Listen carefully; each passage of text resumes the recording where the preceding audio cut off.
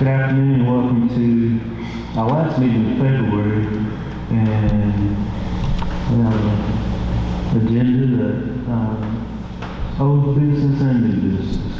Invocation tonight will be given by the Mayor Pro Tem Jeff Lockridge, and his respects to the class will be given by Councilman Jeff Roberts. Please rise.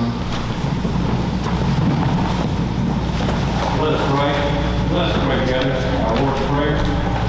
Our Father, who art in heaven, hallowed be thy name. Thy kingdom come, thy will be done, on earth as it is in heaven. Give us this day our daily bread, and forgive us our trespasses, as we forgive those who trespass against us. And lead us not into temptation, but deliver us from evil. For thine is the glory and the power. In Jesus' name, amen. To the flag of the United States of America, to the republic which stands one nation under God, indivisible, with liberty and justice for all.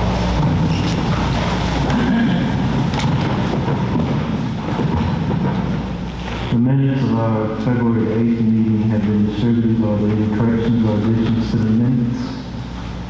I hear any. Do I have a motion to approve? First, I got Thompson, and second by Mr. John Roberts. All those in favor say aye. Opposed? The minutes of February 28th pass unanimously. Now, one item of old business, and that item is request second reading of ordinance 21-05 to amend section 14.5 of the City of Anderson zoning ordinance by adding a provision requiring a minimum floor elevation for new single-family dwellings. Mr. Strickland. This first item is consideration of the second reading for an ordinance you've heard of. Our planning director, Maurice McKenzie, will be here to give you more information. Thank you. Based on the city's desire to improve aesthetics with new single-family residential construction, we are proposing to add language to section 14.5 of the zoning ordinance to discuss language relating to minimum floor elevation, and it reads specifically as follows. Every new single-family detached dwelling shall have a minimum finished floor elevation of 12 inches above the adjacent grade, and this provision does not apply to garages, carports, or porches. And also the zoning administrator may allow additional exemptions based on the established policy, which is included in your package. This did come before you on February 8th, and you approved it on first reading and had some good discussion related to this. Also, you discussed it some when this was referred to the Planning Commission, and the Planning Commission heard this earlier this month, and they unanimously recommended approval. So again, this is coming to you tonight for second reading. Thank you, Mr. Kinsey. And as you mentioned, we've talked about this a lot, and even over the last 12, 18 months, we've talked about some of this language. Are there any other questions or comments? Mr. Jeff Roberts and Mr. Stewart. I have several comments or questions. First, were there any further public comments or input beyond the Planning Commission? I received one phone call during this whole process, and it was from a contractor who had questions, a few concerns. I'm just asking about what this really meant, and really the discussion entailed, are there other ways of improving aesthetics? But it was a good conversation, but that was the only phone call I received. Okay.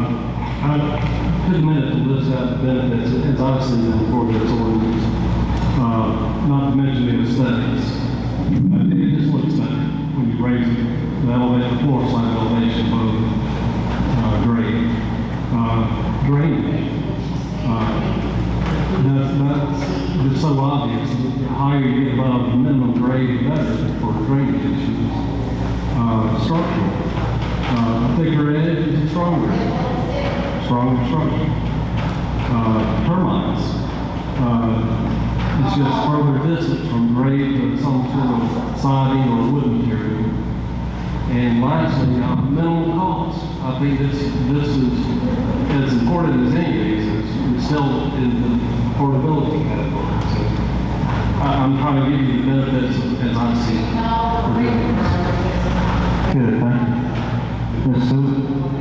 Maybe this is a question that maybe Councilman Chapman or Councilman Roberts can help with. I know we're talking about raising 12 inches above grade. We talked about that this is not including garages, carports, or porches. But I'm just trying to think if we have a front porch and you got everything on grade, and then they put the front porch, a slab which is on grade, shouldn't the porch be raised up as well to blend in with the surrounding foundation, or is it going to be just flat on grade as well? I understand about the garage and the carport, but I'm thinking of a front porch. Yeah, and I would think that when you're looking at it, it's a lot falls front to back, sloping away from the house. Or if the stairs up here sloping away, then you could technically have less than 12 on the front porch, and then everything that is actually the livable space be 12 inches above it. That's the only way that I would see a front porch would play into that. Same thing with maybe a garage.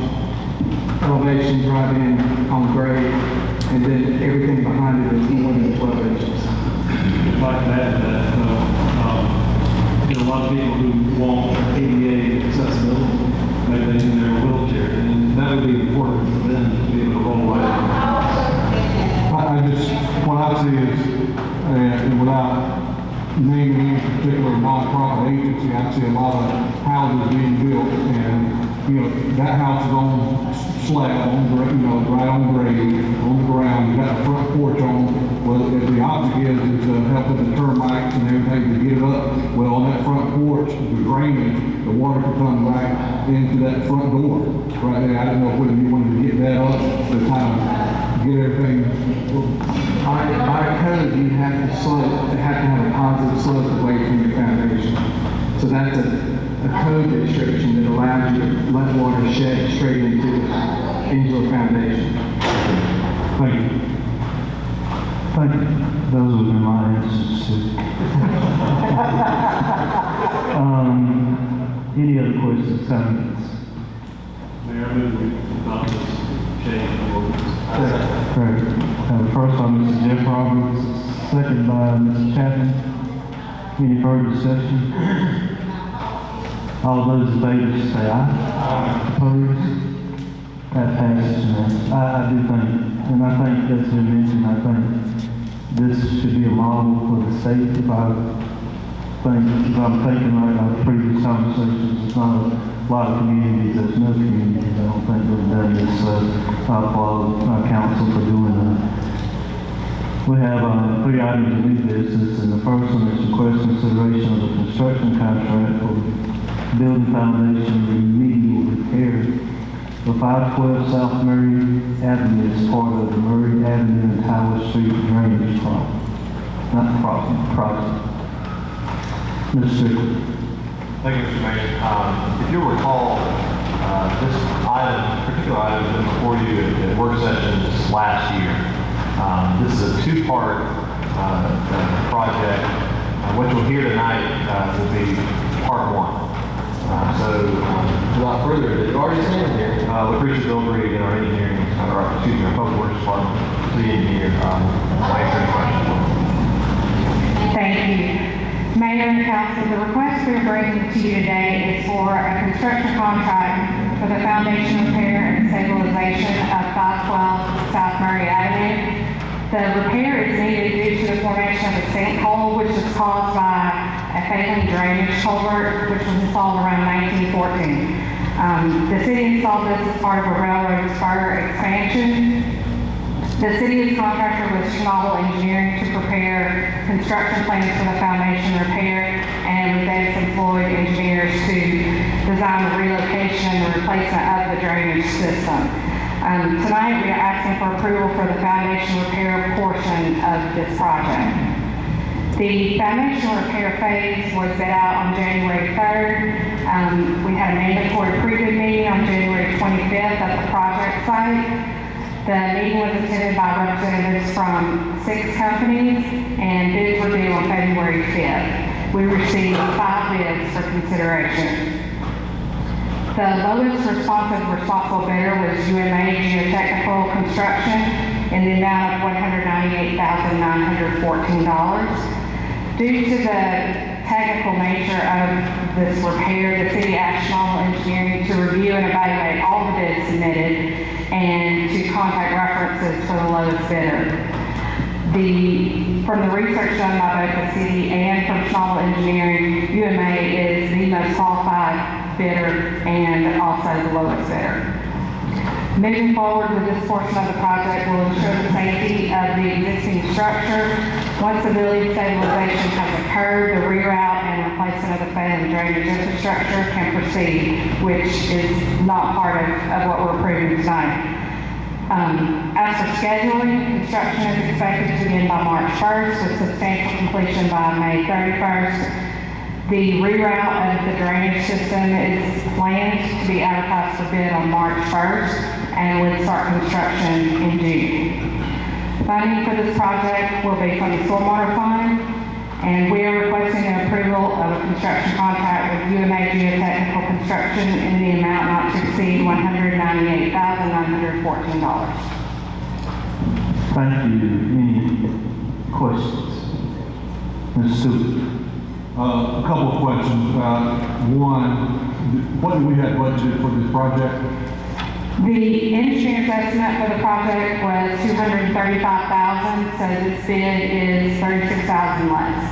And I noticed that it said, due to that some items were lump sum and some were unit price, and it could affect the overall, final price of the project, do we know what Yes.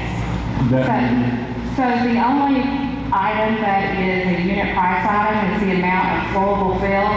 And for the amount to change the low bidder, the amount of flowable fill that was estimated by the engineer would have to almost double. And that before the next lowest bidder would have taken the bid, and that next lowest bidder was not deemed qualified by Schnabel Engineering. So. Thank you. Thank you. Any other questions, comments? Ms. Chadwick? Who did you say reviewed the bids?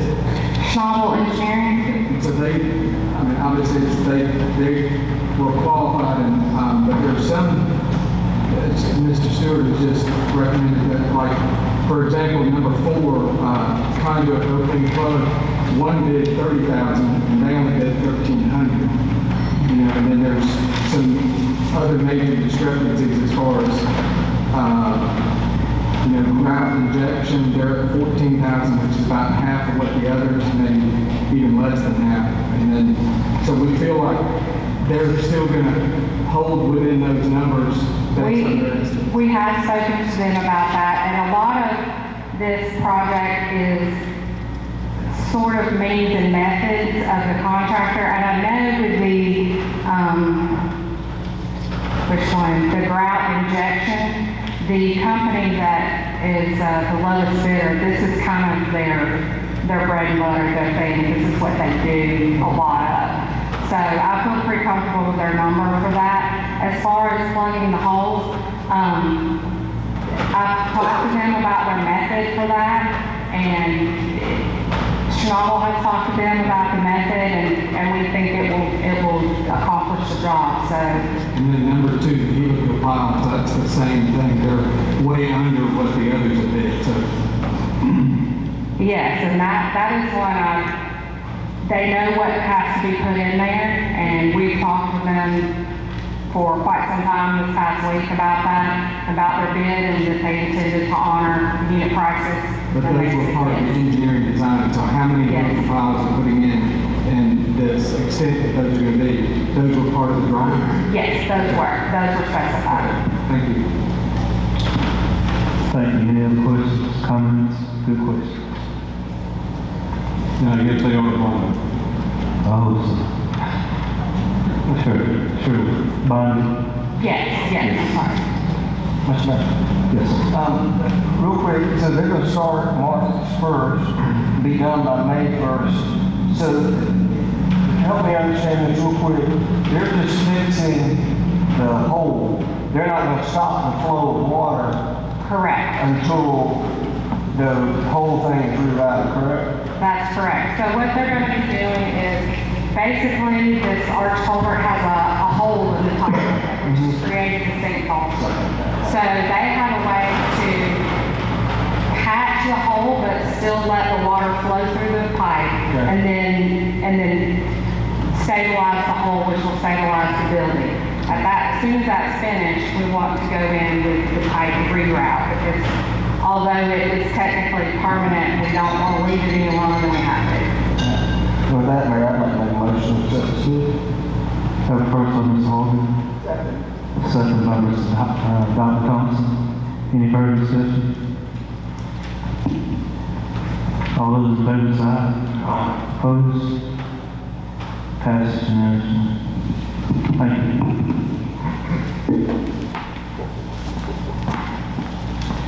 Our next item is the request consideration of a medical contract for the detention center, Mr. Strickland. Thank you, Mr. Mayor. This next item, like you mentioned, is a request to approve a contract with Southern Health Partners for medical care in Anderson City Detention Center. This is the final year of a 3-year contract, and our police chief, Jim Stewart, will present this item. Thank you. I would just add what Mr. Strickland said. This is our current, will be our 6th year with this company. It was rebid out 3 years ago, so this is in the 3rd year, and we'll have to rebid next year. We're very satisfied with this company. They provide us, as the council approved last year, appreciative that we have 7 days medical service now for all our inmates. It really has helped within the law enforcement side also, where we don't send as many prisoners to the emergency room for trivial things. We have our own site nurse that can see them even on weekends now. Basically this year we're just renewing the contract. We're satisfied with them with the 3% increase, and we just ask your approval for that. Thank you, Chief. Questions, comments? Chief, was the 3% just maybe due to medical supplies or costs? That was built into their original contract, that each year they would have a 3% increase. Gotcha. This year, you see a little bit more of an increase. We increased the cost pool due to the large amount of federal inmates that we had this past year. The cost pool covers items that Southern Health Partners does not cover, and we keep that under a certain amount. Thank you, sir. Any other questions, comments?